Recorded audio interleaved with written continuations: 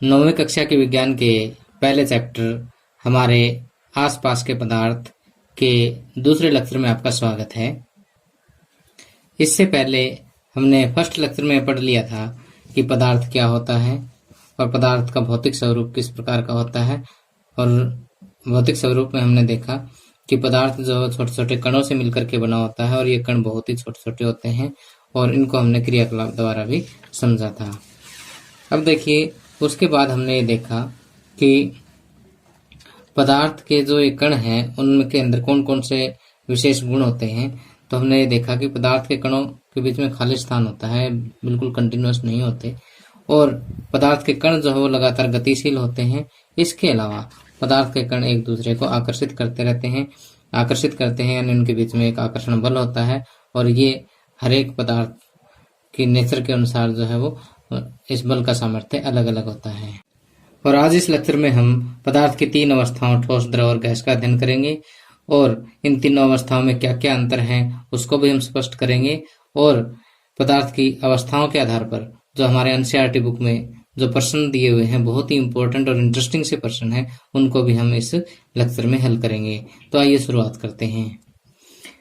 देखिए, अभी जैसे मैंने आपको बताया कि पदार्थ जो है भौतिक रूप से जो तीन अवस्थाओं में पाया जाता है, जिसको हम कहते हैं ठोस अवस्था, द्रव अवस्था और गैस अवस्था।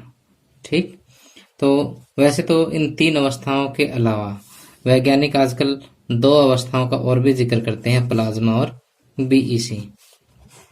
लेकिन इन दोनों अवस्थाओं का हम जिक्र इस चैप्टर के बिल्कुल लास्ट में करेंगे। तो अभी कंटिन्यूटी बनाए रखने के लिए हम सिर्फ तीन अवस्थाओं पर ध्यान देते हैं। कौन कौन सी है? ठोस अवस्था, द्रव अवस्था और गैस अवस्था। तो आइए सबसे पहले हम बात करते हैं ठोस पदार्थों की। ठोस अवस्था जो पदार्थ है वो किस तरह के होते हैं, यानी जिसको हम ठोस पदार्थ भी हम कह सकते हैं। वो क्या होते हैं कि ऐसे पदार्थ जिनका आकार, आमाप और आयतन, यानी उसका शेप, उसका साइज और उसका वॉल्यूम, ये तीनों ही क्या हो? फिक्स हो, ठीक, निश्चित हो। ये तो ऐसा पदार्थ जिसका आकार मीन्स की उसकी शक्ल, उसकी शेप, आमाप, उसका साइज भी कितना बड़ा है या कितना छोटा, वो उसका आमाप होता है। और आयतन तो आप समझ सकते हो, तो कि वो वस्तु जो है कितना स्थान घेरती है, वो उसका आयतन होता है। तो अगर किसी पदार्थ की ये तीनों चीजें निश्चित हो तो वो पदार्थ क्या कहलाता है? ठोस कहलाता है। जैसे लोहा है, लकड़ी है, पत्थर है। तो ये ऐसी चीजें हैं जिनका आकार, आमाप और आयतन तीनों निश्चित है, इसलिए हम इनको क्या कहते हैं? ठोस पदार्थ कहते हैं।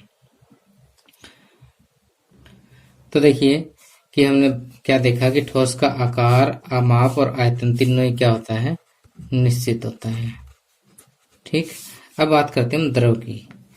द्रव के अंदर जो है न तो आकार निश्चित होता, न ही आमाप निश्चित होता, जबकि आयतन उसका निश्चित होता है।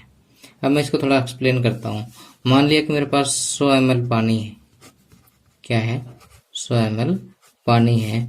जैसे इसको मैंने इस टाइप के गिलास में डाल दिया, इस पानी को, तो ये पानी क्या है? इस गिलास की शेप ले लेगा। और अगर मैंने कोई इस टाइप के बिकर में डाल दिया तो ये बिकर की शेप ले लेगा।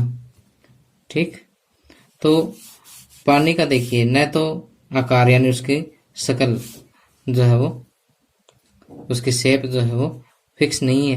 कभी गिलास की शेप ले लेता है, कभी इसकी शेप ले लेता है, कभी, और न इसका आमाप फिक्स है, कभी लंबा हो जाता है, कभी चौड़ा हो जाता है। ठीक, यानी जिस बर्तन में हम डालेंगे उसी के हिसाब से उसका आकार और आमाप दोनों चीज हो जाएगी।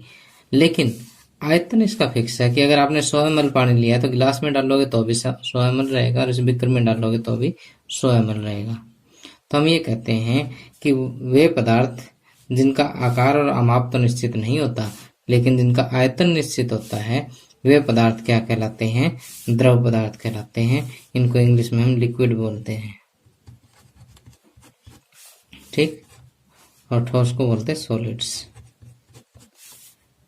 ठीक, अब हम बात करते हैं गैसेस की।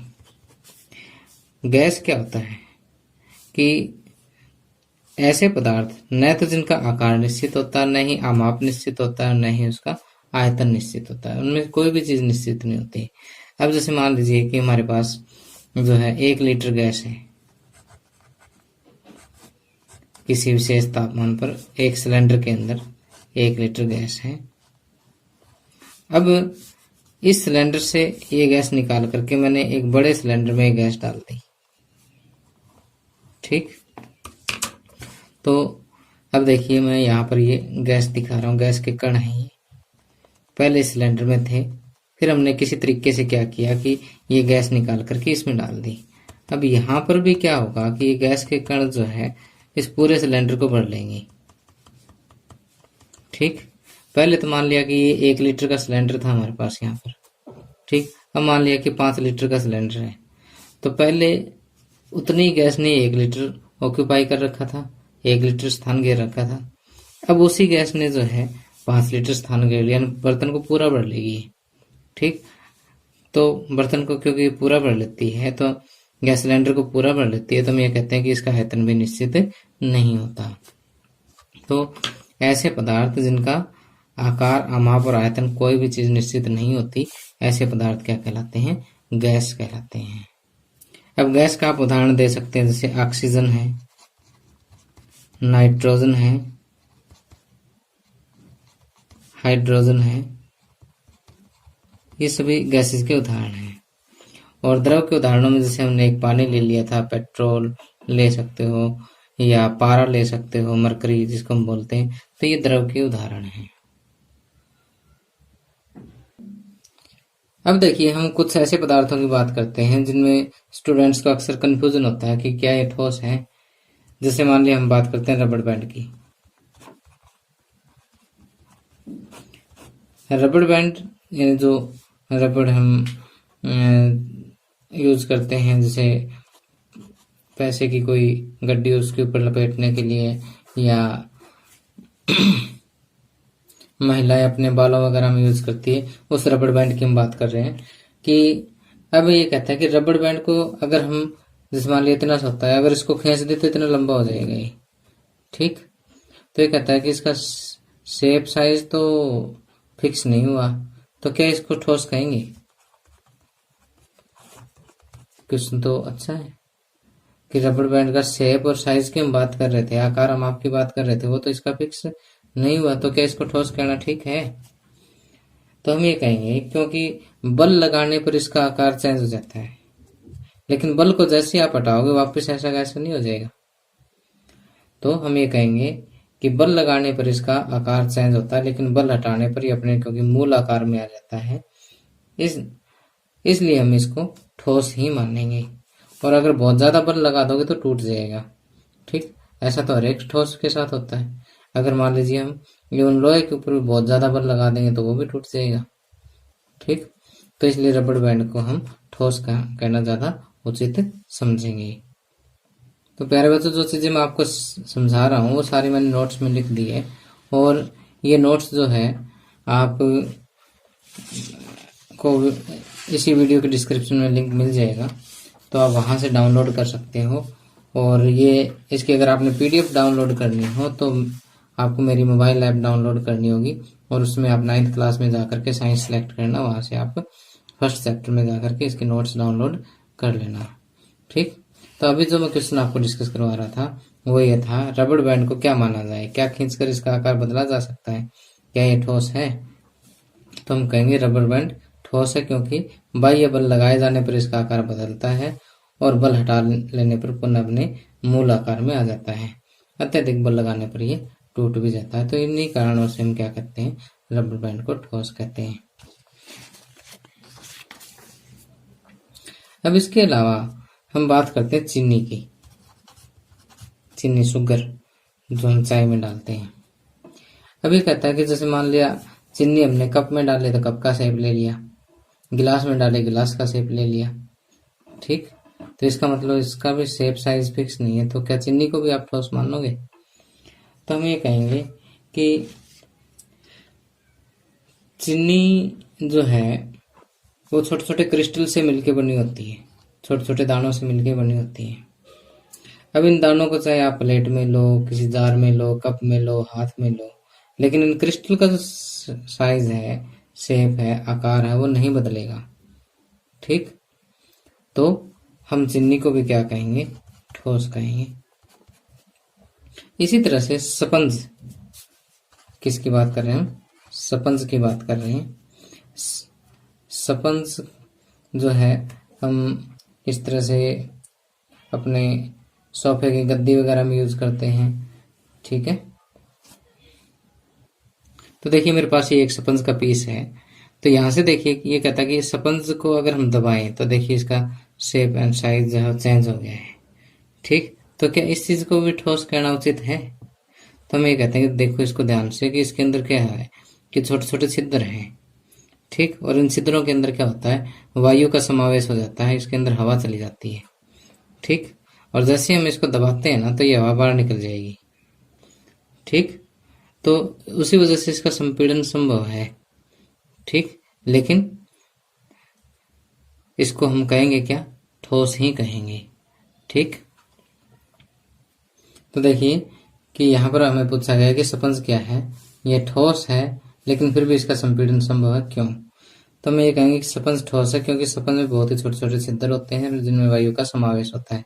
जब हम इसे दबाते हैं तो वायु बाहर निकलती है जिससे इसका संपीड़न संभव होता है। अतः स्पंज को हम क्या कहेंगे? ठोस ही कहेंगे। और ऊपर जो चीनी वाला क्वेश्चन मैंने डिस्कस करवाया था वही सेम टू सेम क्वेश्चन यहाँ पर मैंने दिया हुआ है। अब देखिए कि ठोस, द्रव और गैस की परिभाषा समझने के बाद हम इनके गुणों में अंतर देख लेते हैं।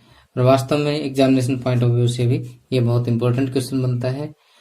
तो यहाँ देखिए कि अगर हम आकार और आमाप की बात करें तो ठोसों का जो आकार है वो निश्चित होता है, द्रव का अनिश्चित होता है और गैस का आकार या आमाप भी अनिश्चित होता है। जबकि आयतन की अगर हम बात करें, आयतन ठोसों का भी निश्चित होता है, द्रव का भी आयतन निश्चित होता है, लेकिन गैस का जो आयतन है वो अनिश्चित होता है क्योंकि इस सिलेंडर को पूरा भर लेते हैं जैसे मैंने अभी आपको बताया है। ठीक, तो अब इसी तरह से घनत्व, पहले तो घनत्व देखिए होता क्या है कि जैसे मान लीजिए कि हमारे पास यहाँ पर ये कोई इकाई आयतन है। इकाई आयतन का मतलब कि आप एक ऐसा घन अज्यूम कर लीजिए, एक ऐसा घन सोच लीजिए जिसकी लंबाई, चौड़ाई और ऊंचाई एक एक इकाई है। वो इकाई आप सेंटीमीटर भी ले सकते हो, एक एक मीटर भी ले सकते हो। ठीक है, तो अब देखिए ये हमारे पास एक ऐसा घनाकार डिब्बा है जिसकी लंबाई, चौड़ाई और ऊंचाई एक एक सेंटीमीटर है। ठीक, तो इस घनाकार डिब्बे में अगर हम कोई पदार्थ डालें, ठीक, अगर उस पदार्थ का द्रव्यमान ज्यादा होता है तो उसका घनत्व ज्यादा होगा, और उसका अगर उस पदार्थ का अगर हम देखेंगे द्रव्यमान अगर कम है तो उसका घनत्व क्या होगा? कम होगा। उदाहरण के लिए अगर मैं यहाँ पर इसके अंदर कुछ अगर यही घन जो है लोहे का ले लेता हूं मैं, ठीक, और इसी घनाकार डिब्बे के अंदर पानी ले लेता हूं, ठीक, तो आप बताइए लोहे का इसमें द्रव्यमान ज्यादा होगा कि पानी का ज्यादा होगा? तो सिंपल सी बात है, लोहे का ज्यादा होगा। ठीक, तो हम ये कहेंगे कि लोहे का घनत्व क्या है? पानी की बजाय ज्यादा है। तो घनत्व की अगर हम परिभाषा दें तो मास पर यूनिट वॉल्यूम होता है, मास पर यूनिट वॉल्यूम। इसको अगर हिंदी में देखें तो वॉल्यूम मीन्स आयतन, मास मीन्स द्रव्यमान, कि इकाई आयतन में द्रव्यमान की मात्रा, इकाई आयतन में द्रव्यमान की मात्रा जो है वो क्या होती है? घनत्व होती है। जैसे ये जो डिब्बा मैंने बनाया इकाई आयतन ही है, इस इकाई आयतन में जो द्रव्यमान अगर ज्यादा आएगा तो घनत्व ज्यादा, द्रव्यमान कम आएगा तो घनत्व कम। और इसके अंदर अगर आप कोई भी गैस डालोगे तो उसका द्रव्यमान और भी कम होगा। ठीक है। अगर इतनी ही आयतन वाली कोई गैस लोगे तो उसका द्रव्यमान और भी कम होगा। इसका मतलब गैसेस का जो घनत्व है वो सबसे कम होता है।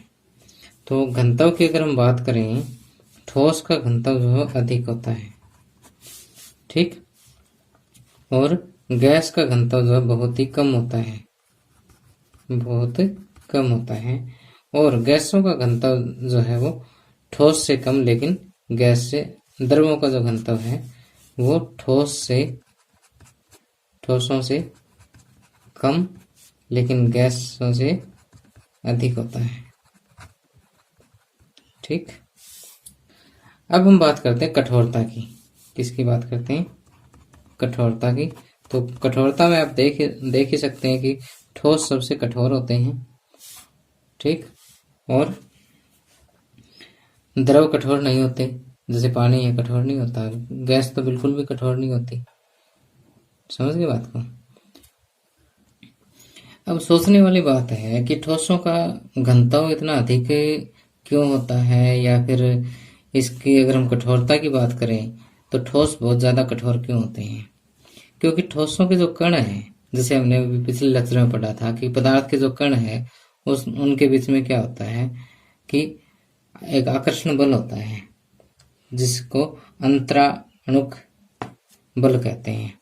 क्या कहते हैं? अंतराणुक बल कहते हैं कि अणुओं के बीच का जो बल है वो ठोसों में बहुत ज्यादा होता है। अणुओं के बीच का जो आकर्षण बल है वो ठोसों के बीच में बहुत अधिक होता है, और द्रव में उतना अधिक नहीं होता जितना ठोसों में होता है। गैसों में तो ये बल बहुत ही कमजोर होता है, ठीक। तो यहां से हम ये कह सकते हैं कि जैसे ये बल बहुत ज्यादा स्ट्रोंग होगा तो जितने भी कण हैं उनको ये टाइटली बांध देगा, ठीक, स्ट्रांगली आपस में बांध के रखेगा इसको। अगर बांध के रखेगा तो सिंपल सी बात है, वो चीज कठोर ही होगी, और जितनी कठोर होगी उतना ही उसके अंदर क्या होगा, घनत्व जनरली अधिक होएगा। सामान्य तौर पे, एक्सेप्शन तो कहीं भी हो सकती है। तो यहाँ पर हम ये कहते हैं कि हम बात कर रहे थे अंतराणुक बल की, कि अंतराणु का मतलब अंतरा प्लस अणु, कि अणुओं के बीच का बल, अणुओं के बीच का बल जो है वो बहुत अधिक होता है, इसमें बहुत कम होता है, और इसका जो है ठोसों से कम, लेकिन गैस की कंपैरिजन में जो है वो अधिक होता है। अब विसरण की अगर हम बात करें, ठीक, चलो मैं इसको अब नोट्स में से बता देता हूँ, थोड़ा सा आपको अच्छी तरह समझ आ जाएगा। अब देखिए यहाँ पर पहले ये 3-4 पॉइंट तो बिल्कुल सिंपल है, आप देख के पढ़ ही लोगे, इसमें कोई बड़ी बात नहीं है। हम पांचवा पॉइंट डिस्कस कर रहे थे कि इसके कणों में अंतराणुक बल जो है बहुत अधिक होता है। इनके कणों में अंतराणुक बल जो है गैसों से अधिक होता है और ठोसों से कम होता है, और इनके कणों में अंतराणुक बल जो नगण्य होता है। नगण्य का मतलब बहुत ही कम होता है, न के बराबर ही होता है, ठीक। अब हम बात करते हैं ठोसों के विसरण की। विसरण का मतलब होता है कि एक पदार्थ का दूसरे पदार्थ के अंदर, एक पदार्थ के कणों का दूसरे पदार्थ के कणों के अंदर घुस जाना जो है विसरण कहलाता है। तो जैसे पिछले लेक्चर में हमने विसरण के बारे में पढ़ा भी था, ठीक।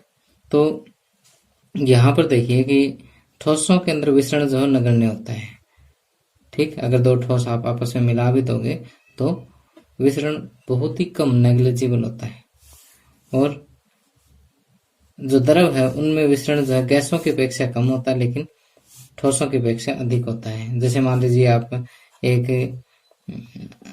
100 ml पानी लो, उसके अंदर 2-3 बूंदे शाही की डाल दो, धीरे धीरे सारे के अंदर फैल जाएगी। इसका मतलब इनमें विसरण होता तो है, लेकिन गैस जितनी जल्दी फैलती है ना उतना नहीं होता। मान लिया कि अभी आपने अगरबत्ती जला दी यहाँ पर, और ये इतना बड़ा रूम है, ठीक। तो इस रूम में जस्ट 3-4 सेकंड में जो है इसकी स्मेल आगे वाले कोने तक पहुंच जाती है, क्योंकि इसका विसरण अधिक होता है। जबकि यहाँ देखिए छोटा सा गिलास आपने लिया और चाय की बूंद जो है लगभग 10 से 15 सेकंड ले लेगी, या उससे ज्यादा भी समय ले लेगी पूरा इसको मतलब रंगीन करने में। जबकि यहाँ पे इतना बड़ा रूम है, और यहाँ पे आपने अगरबत्ती इस कोने में जलाई, इस कोने तक लगभग 2-3 सेकंड में इसकी स्मेल पहुंच जाती है। इसका मतलब जो अगरबत्ती का जो धुआं है वो भी एक किस्म की गैस है, और वायु है वो भी गैसों का मिक्सचर है। तो गैसों के अंदर विसरण जो है वो बहुत अधिक होता है। इसी वजह से अगरबत्ती की जो स्मेल है वो काफी दूर तक पहुंच जाती है।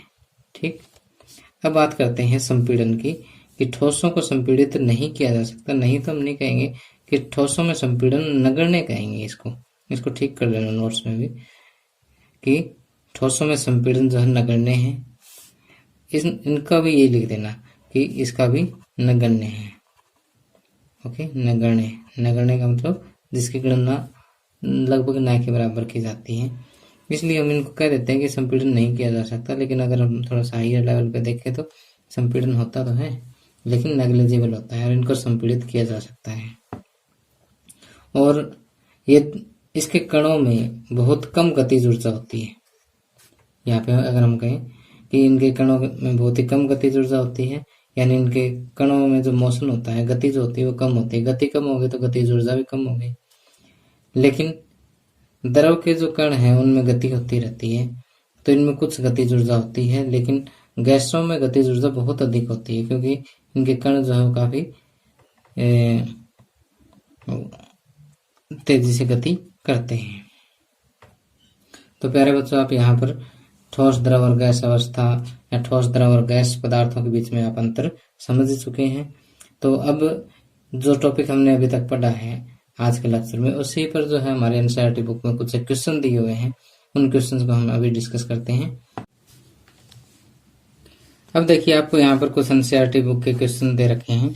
तो यहाँ पर आपको ये बताया गया है कि घनत्व की परिभाषा जो हम पहले ऊपर पढ़ चुके हैं कि इकाई आयतन में द्रव्यमान जो है वो क्या कहलाता है, घनत्व कहलाता है। द्रव्यमान प्रति इकाई आयतन को हम क्या कहते हैं, घनत्व कहते हैं। तो कहते हैं घनत्व के बढ़ते हुए क्रम में इनको हमें अरेंज करना है। तो देखिए कि सबसे हल्की इनमें से क्या चीज होती है, सबसे कम द्रव्यमान किसका होता है, वायु का होता है या चिमनी का धुआं। इन दोनों में से देखिए, तो चिमनी का धुआं देखिए कि निकलते ऊपर उठता है, ऊपर उठता है तो इसका मतलब वायु से तो हल्का ही होगा। तो इसका मतलब 1 नंबर पे तो हम इसको लगा देंगे, 2 नंबर पे वायु को लगा देंगे। अब बात रहती है कि वैसे तो लिक्विड का उसका बात आता है घनत्व, तो लिक्विड में शहद और जल आता है। लेकिन यहाँ पर देखिए कि रुई भी दे रखी है। अगर आप सोच के देखिए कि अगर हमारे पास एक बोतल के अंदर हम रुई डाल देते हैं, उसी के अंदर शहद है, तो सिंपल सी बात है कि रुई हल्की होगी उसमें। तो 3 नंबर पे हम रुई ले लेते हैं, और 4 नंबर पे हम जल ले लेते हैं, 5 नंबर पे शहद, 6 पे चौक और 7 पे लोहा ले लेते हैं। ठीक, तो अभी जो मैंने नोट्स डाले हैं उनमें थोड़ा सा मिसप्रिंट है इसमें, तो मैं उसको ठीक कर दूंगा। ओके, तो आज जस्ट इस वीडियो के तुरंत बाद आप डाउनलोड कर सकते हैं, अपडेटेड वर्जन है उसका। तो नोट्स में ये गलती से एज इट इज कॉपी लग गया था मेरे से, तो कोई बात नहीं, इसको आप अपडेट कर लेना। ये जो मैंने आपको बताया सही आंसर है। अब देखिए, यहाँ पर कहता है कि पदार्थ के विभिन्न अवस्थाओं के गुणों में होने वाले अंतर को सारणीबद्ध कीजिए। सारणी हम ऊपर अध्ययन कर ही चुके हैं, इसलिए यहाँ पर मैंने इसको दोबारा नहीं लिखा है। अब आगे इसी क्वेश्चन के बी पार्ट में आपको दिया हुआ है कि निम्नलिखित पर टिप्पणी कीजिए। दृढ़ता यानी कठोरता होगी एक किस्म से, संपीड़ितता कि किसी चीज को संपीड़ित यानी उसको कितना दबाया जा सकता है। जैसे ये जो है किस्म से, इसको अगर हम दबाते हैं तो ये संपीड़ित हो गया। ठीक, तरलता उसकी लिक्विडिटी जो है, और बर्तन में गैस का भरना, आकार, गतिज ऊर्जा और घनत्व, इन चीजों को हमने डिस्कस करना है अभी। तो यदि हम दृढ़ता की बात करें तो हम, जैसे मैंने बताया था कि पदार्थ के कणों के बीच में जो आकर्षण बल होता है उसी के कारण क्या होती है, दृढ़ता होती है। यह आकर्षण बल जितना अधिक होगा उतना ही वो पदार्थ क्या होगा, दृढ़ ज्यादा होगा। अब ठोसों में आकर्षण बल बहुत अधिक होता है, उसी कारण ठोस क्या होता है, दृढ़ होते हैं। और द्रवों में ये कुछ कम होता है, गैसों में जो है ये बल बहुत ही कम होता है, इसलिए गैसें जो सबसे कम दृढ़ होती हैं। संपीड़ितता का मतलब होता है कि किसी पदार्थ के ऊपर बल लगा करके उसके कणों के बीच की दूरी जो है वो कम करना। अब ठोस जो है, ठोस और द्रव, इनमें ये गुण जो है नगण्य होता है, बहुत ही कम संपीड़ित होते हैं। और गैसों में संपीड़न का गुण पाया जाता है। गैसों के लिए संपीड़न का अगर आप चाहो तो आप ऐसा करो कि एक इस तरह से जो है सिरिंज आप ले सकते हो, ठीक, किसी भी मेडिकल स्टोर से आप 5 या 7 रुपए की खरीद सकते हो।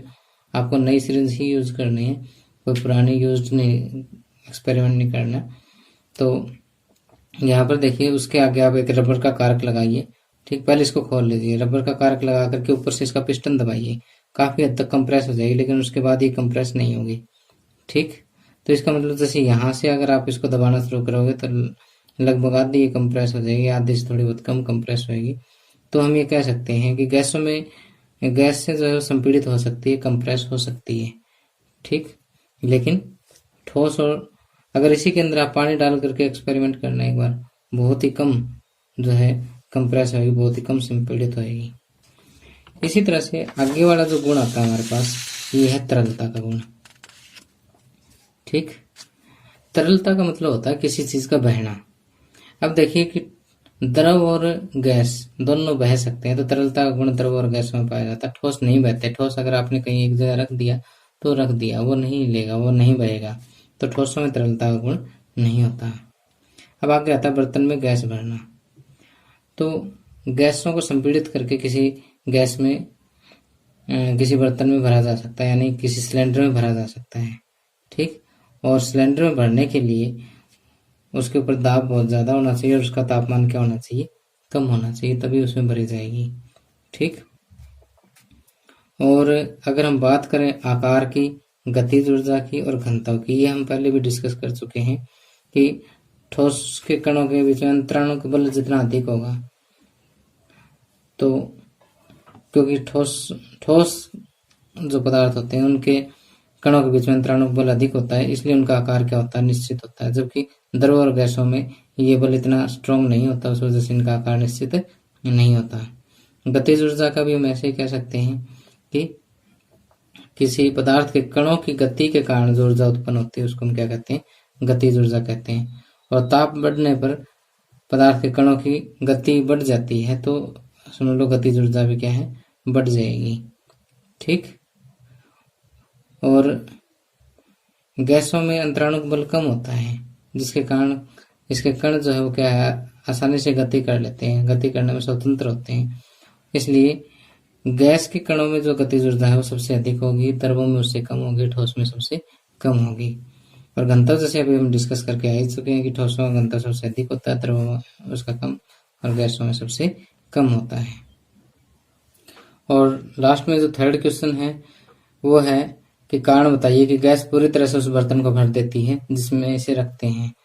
तो हम यही कहेंगे कि गैस के कणों की जो गतिज ऊर्जा है वो काफी अधिक होती है और उसमें आकर्षण बल काफी कम होता है, जिसके कारण जो गैस के कण है वो चारों ओर अनियमित गति करते हैं। इसी कारण गैस जो क्या करती है, पूरे बर्तन को भर लेती है।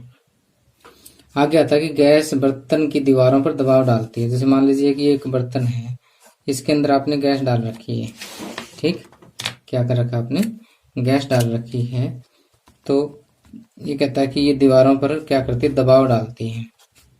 तो देखिए कि जैसे ये हमने देखा था कि गैस के कणों में क्या होती है, अनियमित गति होती है, जिससे कारण वो क्या करेंगे, इसकी दीवारों के साथ टकराएंगे। ठीक, जब इनके ऊपर टकराएंगे तो सिंपल सी बात है, बल तो लगेगा ही। ठीक, अब इकाई क्षेत्रफल पर लगा हुआ बल क्या कहलाता है, दबाव कहलाता है। ठीक, तो इस बर्तन का जो क्षेत्रफल है, इकाई क्षेत्रफल है, इकाई क्षेत्रफल का मतलब एक इकाई लंबाई और इकाई चौड़ाई, इस क्षेत्रफल पर भी तो कुछ ना कुछ बल लगेगा। ठीक, तो इकाई क्षेत्रफल पर लगा हुआ बल क्या कहलाता है, दबाव कहलाता है। तो हम ये कह सकते हैं कि गैस बर्तन की दीवारों पर क्या करती है, दबाव डालती है। क्यों डालती है, क्योंकि उसकी गति के कारण क्या है, ये दीवारों से टकराती है, जिसके कारण बल लगता है। बल इकाई क्षेत्रफल पर लगा हुआ बल ही क्या कहलाता है, दबाव कहलाता है। इसी वजह से गैस जो है वो क्या करती है, बर्तन की दीवारों पर दबाव डालती है। और आगे वाला तो पार्ट बिल्कुल ही आसान है कि लकड़ी की मेज ठोस क्यों कहलाती है, क्योंकि इसका आकार आयतन निश्चित होता है, संपीड़ित ये हो नहीं सकती, इसलिए लकड़ी की मेज क्या है, ठोस है। और अगला जो लास्ट पार्ट है इस क्वेश्चन का कि हवा में हम आसानी से अपना हाथ चला सकते हैं, लेकिन एक ठोस लकड़ी के टुकड़े में हाथ चलाने के लिए हमें कराटे में दक्ष होना पड़ेगा, क्योंकि वायु में अगर हम हाथ चलाएंगे तो आसानी से क्यों चलेगा, क्योंकि वायु के कणों के बीच में दूरी बहुत अधिक होती है। तो हाथ को कोई रोकने वाला तो है नहीं, आसानी से हिला सकते हैं उसको, ठीक है, क्योंकि कणों के बीच में दूरी अधिक है। तो जैसे हम हाथ हिलाएंगे तो जो दूरी अधिक है तो ये कण जो संपीड़ित हो जाएंगे, ठीक। जबकि ठोस के कणों के बीच में दूरी क्या है, नगण्य होती है, ठीक, जिस कारण ठोस लकड़ी के टुकड़े को चलाने के लिए हमें कराटे में दक्ष होना पड़ेगा। अगर कराटे हम सीख गए तो हम पूरी एनर्जी जो है एक जगह पे कंसंट्रेट करके उस लकड़ी को तोड़ भी सकते हैं, या यहाँ पर हम एक कुल्हाड़ी की हेल्प से भी इसको काट सकते हैं। तो आपने ऐसा कोई एक्सपेरिमेंट नहीं करना कि आप लकड़ी को तोड़ने का प्रयास करें, क्योंकि मैं सिर्फ थ्योरी समझा रहा हूँ, प्रैक्टिकल नहीं करवा रहा हूँ आप लोगों को। तो प्यारे बच्चों, आज के लेक्चर में बस इतना ही। अगले लेक्चर में जो है, अगले लेक्चर में हम पदार्थ की अवस्थाओं में जो है परिवर्तन किस तरह से होता है, कि जैसे ठोस को द्रव में, द्रव को गैस में, या गैस को द्रव में, द्रव से ठोस में, किस तरह से हम आपस में इनको बदल सकते हैं, क्या क्या कंडीशन इनकी होती है। और इसी टॉपिक के अंतर्गत हम बहुत ही महत्वपूर्ण प्रश्नों को हल करेंगे। इसके अलावा एक क्वेश्चन हमारा आज और रह जाता है, इसका कि सामान्यतः ठोस पदार्थों की अपेक्षा द्रवों का घनत्व कम होता है, लेकिन बर्फ जो ठोस होते हुए पानी के ऊपर तैरती है, लेकिन ऐसा क्यों होता है। तो एक बार आपने ये क्वेश्चन का आंसर नोट्स में से पढ़ के इसको समझना है, बाकी कल के लेक्चर के लास्ट में जब मैं इसको डिस्कस कर दूंगा। तो प्यारे बच्चों, आपको मेरा लेक्चर कैसा लगा मुझे कमेंट करके जरूर बताइएगा।